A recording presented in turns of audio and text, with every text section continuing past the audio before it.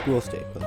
Well, I don't even know how to describe this one. It's probably the most well-known game in this whole collection. You've probably seen it on your YouTube page before, with YouTubers like Markiplier making videos for it. The game is developed by David Zeminski, the developer behind games like Dusk and my personal favorite, Chop Goblins. But he's probably most well known for his game Iron Lung, the claustrophobic horror game filled with suspense and isolating moments. However, 2 years before that, there was Squirrel Stapler. Squirrel Stapler follows our main character, this hunter dude. He wakes up in a small cabin in the woods. The place is quite desolate, only having a small mattress and a poop bucket. To his right, he finds his dead wife, who's not looking too hot, to be honest with you. The unnamed main character talks about how his wife has grown ugly and that she needs the squirrels of the wood to make her look beautiful again. S tier rating from David. As for the gameplay, being inspired by bargain bin hunting games for the PS1 like Cabela's Big Game Hunter, the gameplay for this title is quite simple, but it isn't held back by that. The goal of this game is to shoot and collect squirrels to staple onto your dead wife. Riveting, I know. The first day is pretty much a tutorial, teaching the player the mechanics of the game with nothing coming after you. Once you reach the second day, the ghosts of the squirrels from the first day start coming after you in the form of vengeful squirrel ghosts. Yes, that's really what they're called. These aren't really a big deal, they're pretty easy to shoot point blank, and even if one reaches you, they won't deal that much damage. This is also the first day where you have to find the extra large squirrel. They also aren't an issue as their big size makes them easy to spot.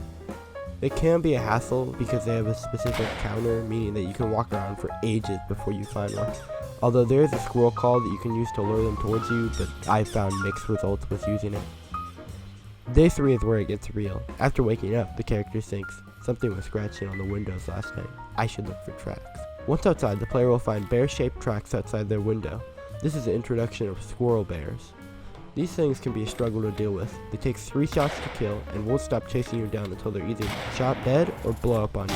Oh, your gun only has 5 cartridges, so if you happen to get into close contact with more than one and you're not close to an ammo station, just start hoping at that point.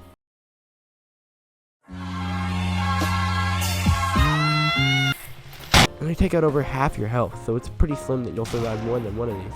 Even if you do kill them, if they're close to you, they deal splash damage, which takes out like 35% of your health. So even if you do kill one and run into another one right after, you will still die. Side tangent aside, you can use circle strafing to effectively dodge them.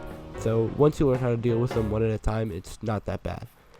Except for when the game decides that it hates you and decides to spawn fucking 3 of them right next to you.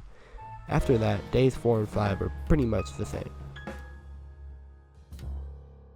Something that I really like about this game is its atmosphere. Everything from the ambience of the wood to the distinct sounds that the squirrels make when they're close to you really nail the retro hunting style that this game is going for. Along with this, the fact that there's different biomes is a nice touch. The grassy land populates most of the map, the swampy, muddy area in the northwest, and the mountains in the center all tie this small map together and fill it with a sense of character. Along with this, the creepy notes you can find in the bunker and the radio tower add an eerie vibe to the whole place. The reports from the bunker especially. I honestly still have no idea what the lady is even about. Okay, now for the real reason why you probably heard of this game, its ending. Throughout the whole game, there's been a subtle underlying theme that God is coming, with the writing on the walls of the first day saying, God is coming in 5 days. When the 5th day arrives, after collecting the 5th and final squirrel, instead of being met with the usual return to cabin text that you normally get, a 2-minute timer pops up on screen and the header says, God is coming. After about a minute, a harrowing choir starts singing, God is here. Once the 2-minute counter ends, this text pops up on screen saying, God is here, and the choir will start screaming the same.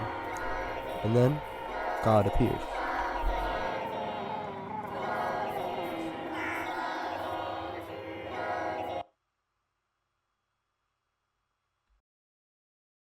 The reason why this is an effective ending is because the tension that has been building up throughout the entire game telling you that something is not right is finally paid off. The reports from the bunker, the scroll facts getting more and more unhinged, and the tip of the day, which normally tells you something useful that can help with your survivability, just says, good luck. It's all perfect. Okay, this review can't just be all praise. There are some negatives that I feel like I need to address. First off, the game can feel frustrating by day 5. I don't know if this is true, but it just felt like there was a lot more squirrel bears than there normally were on day 3 and 4. Clusters of them spawning in groups of 2 or 3 led to unfair deaths where I don't feel like it was at the fault of my own, but there's just too many squirrel bears spawning in one area.